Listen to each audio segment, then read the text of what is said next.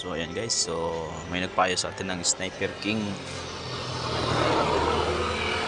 Nagpapalit sa atin na rotor disc. Ayan siya. So medyo manipis na kasi may damage sa level ng gitna. Ayan. So ito na yung pinalit natin, GPC na brand na 3.5 mm. Ayan siya, naikabit na natin. So hindi ko na kanina ipakita yung pagkalas kasi walang tagahawak ng cellphone natin. So yun yung sprocket nya, so okay pa naman. Kaya lang yung brake pad nya tuklap yung isa, kaya hinihintay pa natin yung pyesa. Binibilang pa ng may-ari.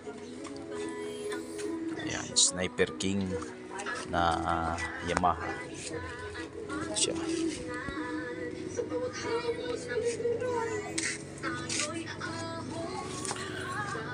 Nang ipilit niya ang bago. So susunod naman daw, ito naman yung project na papalitan niya, adjuster kasi sagad na. Ayan. Palitan na.